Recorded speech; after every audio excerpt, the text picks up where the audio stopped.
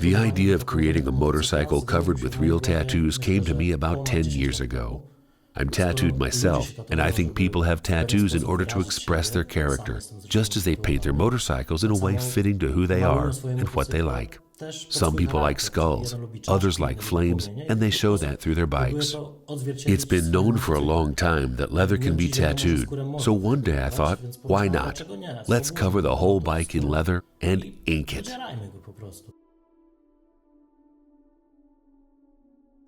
The bike's concept relates to a long-standing biker tradition. In the turbulent post-war era in America, many bikers led a life on the edge of the law. That's why we called this bike the Recidivist. It was supposed to be completely covered in tattoos and look like a living creature, a person with very strong character who values individuality and a sense of freedom. To give this bike a very specific old-school style, we had to create the frame from scratch. To relate the bike's construction to the original idea, we couldn't make just a regular frame, so we made it to resemble the shape of the human spine, which nicely fits with the tattoos covering the human body.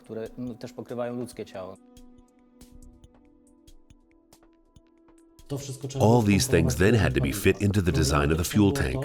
The challenge was to have a modern fuel injection engine with a computer, but have it still look like an old-school bike with a carburetor. We had to find a way to hide all the electronics, cables, computer, fuel pump, and everything else.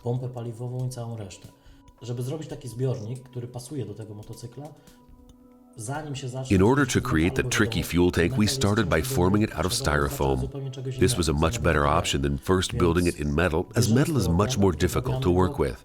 We fit it to the bike in a 1-to-1 scale. Then we looked at it from all possible angles and evaluated how it all fit and looked. Once the styrofoam tank was ready, we moved on to another material, wood. With wood, we could create a form that could be put into the final steel rendition. So we cut the styrofoam into small pieces, replicated the shapes in wood, polished it all up, and made one side of a fuel tank, then mirrored that, which eventually gave us the completed tank. One part of the tank is for fuel, while the other part is where you installed all the electronics, maintaining the overall look of a traditional fuel tank.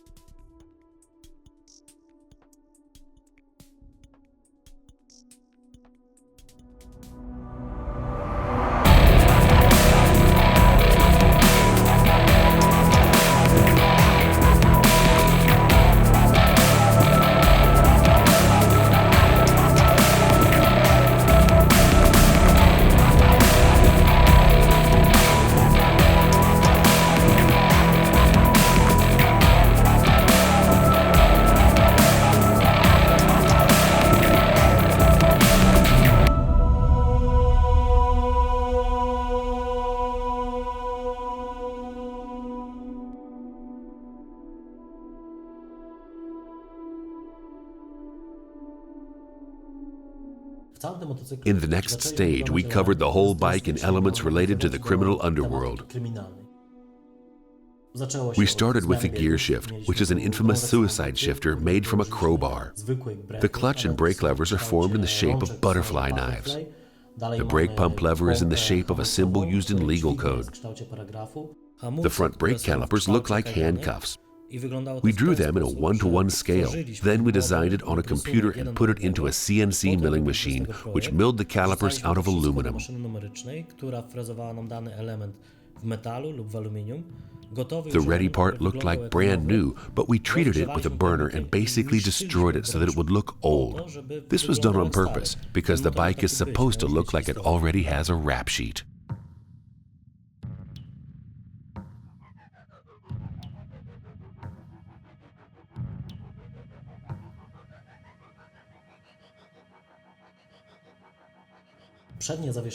The bike's front suspension looks like a traditional old-school coil tattoo machine. We didn't want to cover it with anything, so we took two pistons and wrapped them with copper wire, imitating coils from a traditional machine.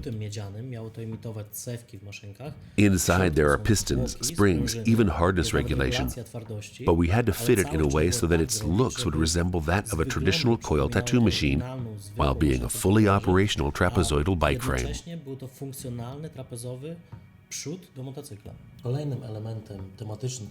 Other themed elements of this bike are the knuckle duster, which functions as the rear lamp, and the Kickstarter, which is in the shape of a bomb detonator.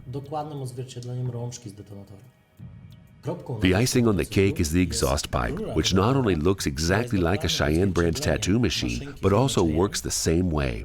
The pipes contain tattooing needles, and when you start the bike, the exhaust fumes make the needles mimic those of a tattoo machine.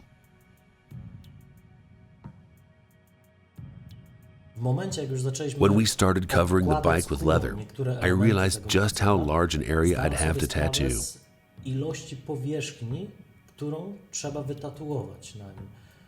It would be impossible to be done by one person, so I invited two artists from two Polish tattoo studios and a representative from Cheyenne, which makes very modern, I'd say even futuristic tattoo machines. This suited the bike perfectly, and some of those machines were even used to make parts for the bike.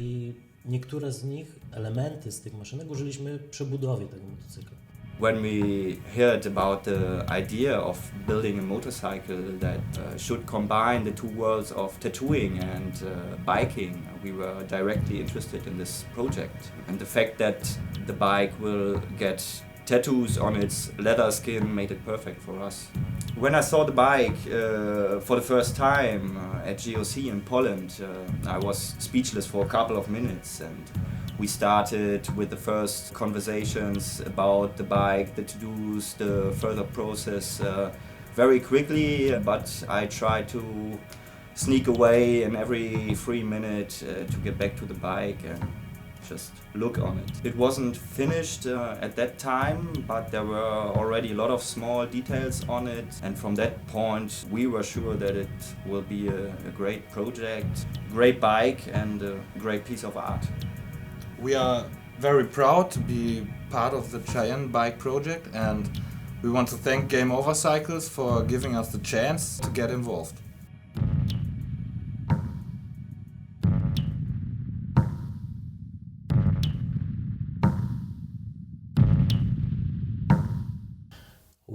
In total, to build this bike, it took over 3,000 man-hours, and the tattooing itself lasted over 250 hours.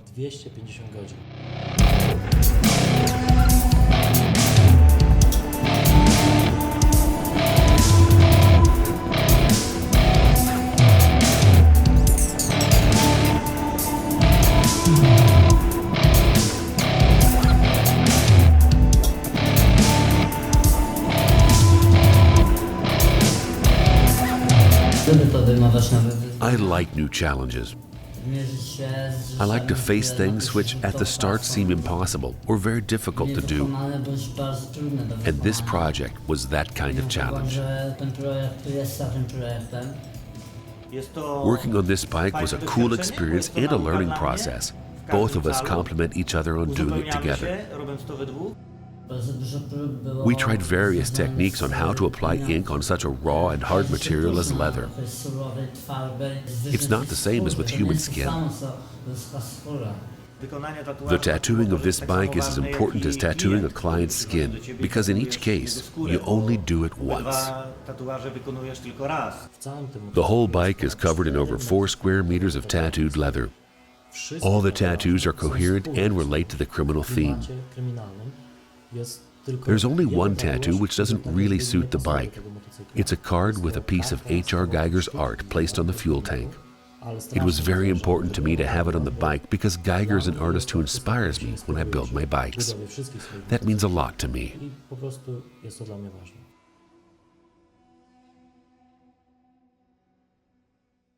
To stress the bike's uniqueness even more, we chose the prestigious tattoo convention in London as the location for its unveiling.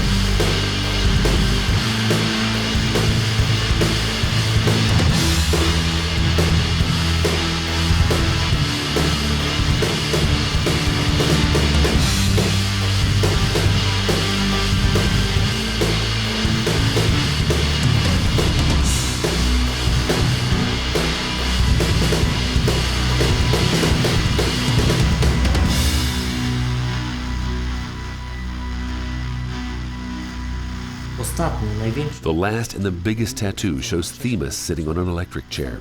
We decided to tattoo it live during the London show. It took more than 40 hours over 2 days for 2 tattoo artists to make it, but this way the audience could see how hard it was.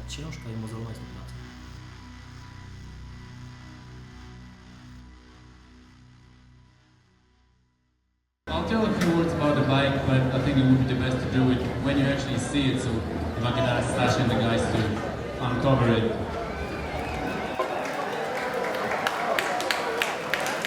We cannot start the bike here, but if we started the bike, the needles are actually moving just like in a tattoo machine. Lots of people gathered around our stand. Event visitors, media reporters, even other tattoo artists who were doing tattoos during the event. Everybody was amazed. It was sort of a sensation. Of course, there were artists from all over the world and a large number of amazing tattoos, but a tattooed bike being tattooed live on stage, this was the only one. Shortly after that, the buzz around the bike began. The press started writing about it. The bike got featured on the covers of Bike, Tattoo, and daily magazines all over the world. There are thousands of photos on the internet and a number of TV news reports. The Recidivist is the world's first tattooed motorcycle, so I think the buzz around it has only just begun.